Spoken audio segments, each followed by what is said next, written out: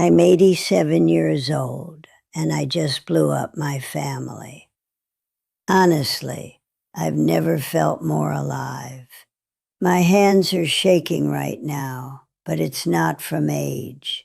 It's from fury and from freedom. My granddaughter just left. She asked me to co-sign a loan for a fancy car. She said my legacy should be helping the family live better. That word, legacy, it wasn't a request, it was a demand.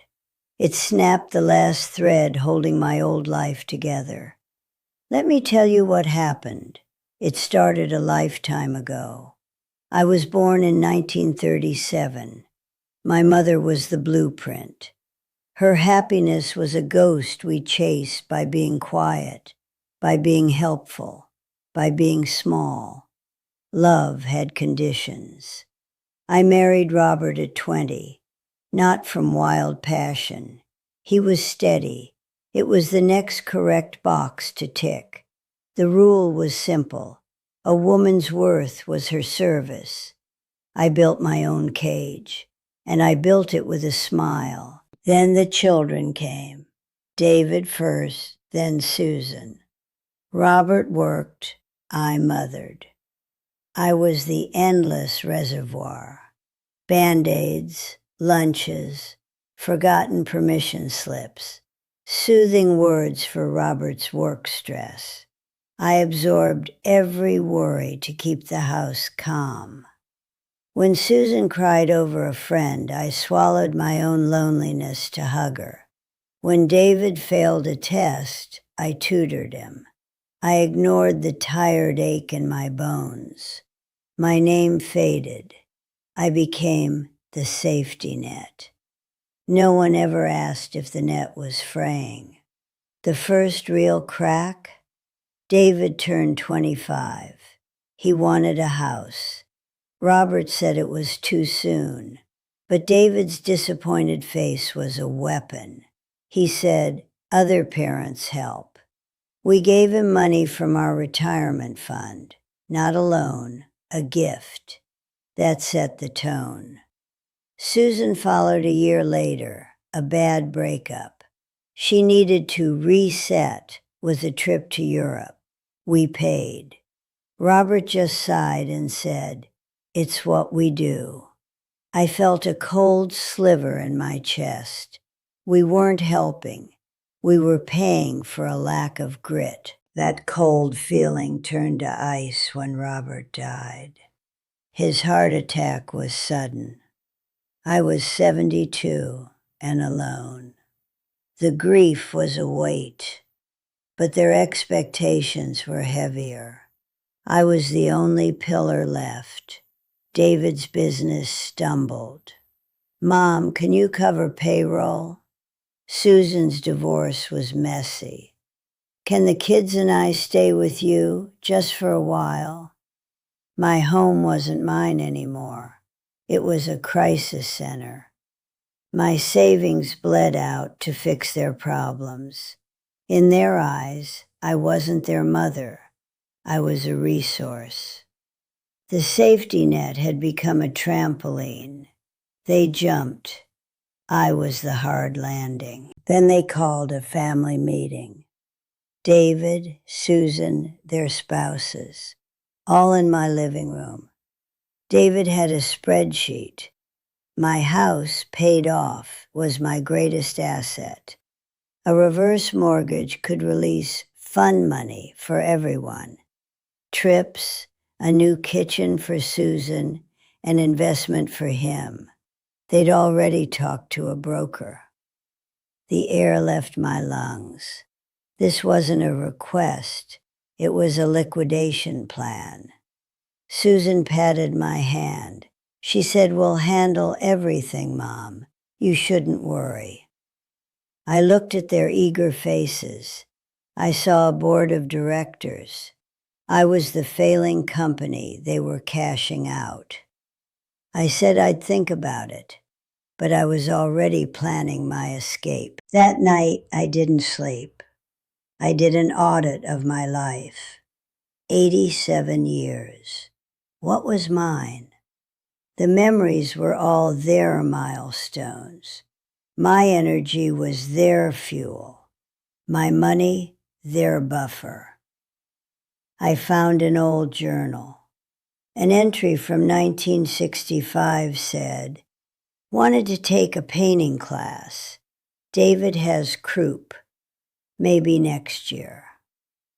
There was no next year. For 60 years, maybe next year was my mantra. The anger that rose up was clean. It was sharp. I moved fast. I called a realtor. I sold the house to a nice young family. No bidding war from my kids. I found a small apartment in a senior building, a view, a library, a lock on the door. I took only what gave me joy. My books, Robert's chair, my old painting supplies, never used. I left the heavy family furniture behind. The sale closed. The money went into a new account. My name only. I told no one. The day I got the keys, I sat on the empty floor. I laughed until I cried. David showed up at the old house. Strangers were moving in. His call was panic and rage. "What have you done? Where are you?" I invited them to the new place. Their shock turned to outrage. Susan cried, "How could you be so selfish?" David demanded to see my bank statements. He said, "You're not thinking clearly." That's when I said it. My voice was steady. My clarity is terrifying. I am not your safety net. I am Eleanor. The accusations flew. Ingratitude, senility, cruelty. I let them crash against me. Then my granddaughter Chloe arrived with her car loan papers. She was the final, perfect test. After she left, the siege began. Texts, calls. They tried guilt. "We're family." They tried fear. "What if you fall?" Then the threat. "We could seek guardianship." That last one was a gift. I saw my lawyer. I rewrote my will. Everything goes to charities now, for late-in-life artists, for women's education. The grandkids get a stipend, but only for direct tuition. My documents are ironclad. I sent a final group text. It said, "My decisions are final. My door is open to a relationship, but not to requests. The bank of mom is closed for good." The silence that followed was shocking. And in that silence, I finally started to live. This morning, I woke up. No one's needs were in my head but my own. I made terrible coffee. I didn't care. I went to the community arts studio. I stared at a blank canvas. My hand, the one that soothed so many brows, shook, holding a brush. I made a wild blue streak, then another. It wasn't good. It was glorious. I signed up for a philosophy lecture. I said no to a chatty neighbor. I didn't apologize. For the first time in 87 years, I am occupying my own life. The quiet isn't empty, it's space, and it is all mine. And you know what? That space felt so big, it scared me. For a week, I just sat. I watched the light move across my new floor. I made my bad coffee. The silence was so loud. My phone was quiet. They were giving me the silent treatment, thinking it would punish me. But it was the greatest gift they ever gave me. That's when the fear crept in. What if they were right? What if I was just a selfish old woman? What if I fell and there was no one to call? I almost picked up the phone. I almost said I was sorry. Then the mail came. There was a letter from the senior center, a flyer for a class. Beginning acrylics, never too late to start. I held that paper and I cried. It was the same class I'd wanted in 1965, the one I put off for David's croup. It felt like a sign from the universe, or maybe from my own self, the one I'd buried. I didn't sign up, not yet, but I put the flyer on my fridge. The quiet ended with a knock on my door. It was Susan, no kids, just her. She looked tired. She didn't yell. She said, "Can I come in?" I let her. She sat on Robert's chair and she cried, real tears. She said, "I'm sorry, Mom." She said the divorce broke her. She said she was lost. She said she didn't know how to be an adult without me catching her. She talked for an hour. My heart hurt. This was my baby girl. The old me would have hugged her and offered her money. The new me just listened. When she was done, she looked at me. She was waiting for the net to appear. I said, "I love you, Susan, but I can't catch you anymore. You have to learn to land on your own feet." Her face changed. The sadness turned to something harder. She said, "So that's it? You're just done being a mother?" I said, "No, I'm done being a crutch. There's a difference." She left without saying goodbye. That hurt more than the yelling. 2 days later, David came. No spreadsheet. He brought his son, my grandson Jake, a sweet boy, 10 years old. David said, Jake wanted to see his grandma. He used my grandson as a shield. We had a stiff visit. Jake played on his tablet. David paced my small apartment. He said, "You know, Mom, we're worried. This place is so small. What if you have a medical event?" I said, "I have a call button, just like the one in the old house." He shook his head. "It's not the same. We can't protect you here." I looked at him. My little boy, all grown up into a man who saw me as a problem to manage. I said, "David, I don't need your protection. I need your respect." He didn't understand. He just took Jake and left. That night, I got the text from Chloe, my granddaughter. She said she was coming over. She had a surprise. I thought maybe she'd bake cookies, a peace offering. I was a fool. She arrived all smiles. She gave me a hug. Then she pulled out the papers. The car loan, a sleek silver convertible in the picture. She talked so fast about her new job, about image, about how this car would help her. Then she said it.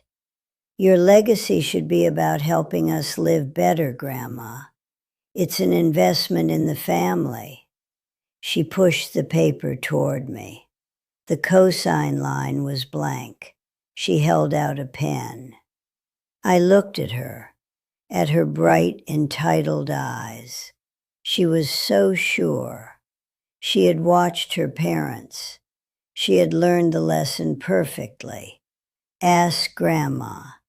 Grandma fixes it. Grandma pays. I felt the fury rise. It was hot and clear. It wasn't just about a car. It was about the whole damn web. It was about my mother and me, and now her. A chain of women teaching women to be small, to be used up. It ended right here. My hand shook. I took the pen. I saw her smile in triumph. Then I put the pen down. I said, "No, Chloe, I won't sign this." Her smile vanished. "What? Why not?" I said, "My legacy is not a car. My legacy is me, and I am closed for business." She called me a selfish bitch. She said I'd die alone. She stormed out. The door slammed. And that's when I picked up my phone. I started recording this because I finally saw the whole trap, and I was finally completely free of it. And you know what? After the door slammed, the silence was worse. It was a different silence. It wasn't peaceful. It was accusing. I sat there in my new chair, in my new apartment, and I looked at my hands. These hands that had held babies and cooked meals and signed checks for everyone else. They were empty, and I felt empty. The clean, sharp anger was gone. All that was left was the hole that had burned through me. I thought I'd won. I thought I was free. But freedom felt like falling. And I was falling. I had no net. I had torn it to pieces myself. The phone started buzzing. Not calls, texts, one after another. A bombardment. "David, how dare you speak to Chloe that way, after everything we've done for you? Susan, you've broken this family. I hope you're happy. Chloe, you're a miserable old woman and you'll die alone." I read them all. I let each one hit me. I wanted to feel the cost, and it cost me everything. That's when I realized what I'd truly done. It wasn't about the money or the house. I had revoked my own purpose. For 87 years, my purpose was them. Even when I resented it, it was what got me out of bed. What was my purpose now? A painting class? It sounded pathetic. A stupid, selfish dream from a stupid, selfish old woman. Maybe they were right. I didn't sleep. I just sat in the dark. I thought about Robert. I whispered, "What have I done, Robert? Did I break our family?" I imagined his sigh. I imagined him saying, "Elle, it's what we do." And for the first time, I hated that phrase. It was what we did. And look where it got us. Look where it got me. A lonely apartment and a family that hates me. The hardest moment came 3 days later. Susan showed up again. No tears this time. Her face was cold. She said, "We need to talk as a family. We're coming over tomorrow, all of us. We need to discuss your care and your assets before you make any more irrational decisions." I said, "There's nothing to discuss." She looked at me with a flat, final expression. "Mom, you've left us no choice. We're exploring our legal options for your own good. You're clearly not competent." The word hung in the air. Competent. My own daughter. She wasn't asking for money this time. She was asking for my life, my right to make decisions. She was telling me I was too old to belong to myself. I felt something break inside my chest. It wasn't my heart. It was the last bridge. I heard my voice quiet and cracked. "Get out." She left, and I broke. I didn't cry pretty tears. I sobbed. ugly, heaving sobs on the floor. I was completely alone. I had fought so hard for this space, and now it felt like a prison. I had traded one cage for another. This was the cost. This was the price of my freedom, my family. I had lost my family. I stayed on the floor for a long time. When the crying stopped, there was nothing, just a terrible, hollow calm. I looked at the flyer on my fridge, beginning acrylics, never too late to start. I thought about the painting class from 1965, the one for me, the one I never took. I had given them everything, and in return, they wanted to take the last thing I had left, my mind, my choices. That's when I understood. The trap wasn't just them expecting things. The deeper trap was me believing that saying no meant I was wrong, that setting a boundary meant I was bad, that wanting something for myself meant I was broken. They were just walking the path I paved for them. I taught them how to treat me. I taught them I was the net. And when the net decided to be a person, they thought it was broken. I got up off the floor. My bones ached. I was 87. I was tired. But I wasn't done. I walked to the fridge. I took down the flyer. I held it. This wasn't a pathetic dream. This was a rebellion. A tiny, quiet rebellion for a woman who had never rebelled before. Signing up for this class would be my answer. Not with a shout, with a whisper. My first choice for me, after a lifetime of choices for them. I hadn't won, but I wasn't defeated. The war wasn't over. It had just changed. And for the first time, I was fighting for the right side. I hadn't won, but I wasn't defeated. The war wasn't over. It had just changed. And for the first time, I was fighting for the right side. Me. I signed up for that painting class. I walked to the community center, my heart pounding like I was 20. The room smelled of turpentine and hope. The teacher, a woman my age with paint in her hair, said, "Welcome. The only rule here is there are no mistakes, just discoveries." I cried again, but this time they were quiet tears. I picked up a brush. I made a discovery. It was messy and blue and entirely mine. Here's what I learned. Sitting here was paint under my fingernails at 87. I was wrong about love. I thought love was a transaction. I give you everything. You give me what? Approval? A role? A place at a table I built myself? That's not love. That's a job description.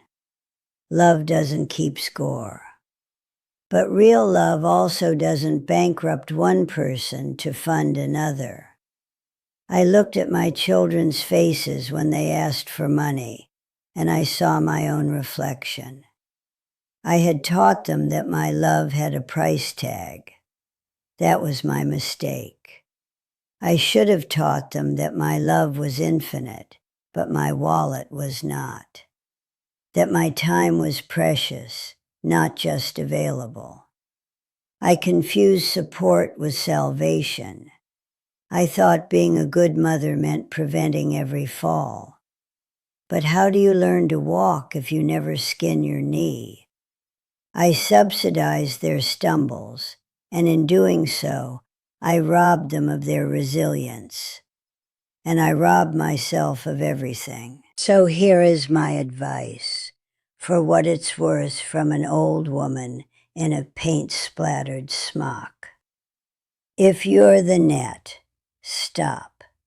today. You are not a function. You are a person.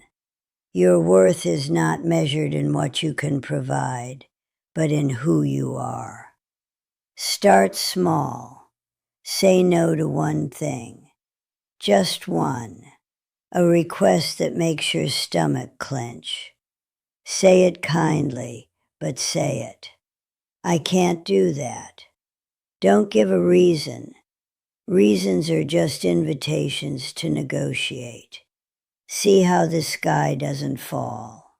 It's terrifying, and then it's exhilarating. And if you're the one leaning on the net, stop. Look at the person holding it. Really look. See the tired hands, the deferred dreams. Your parent, your partner, your friend, they are not your pension plan. They are not your crisis manager. Build your own safety. Make your own mistakes and pay for them yourself. That's how you grow a backbone. That's how you become someone you can respect.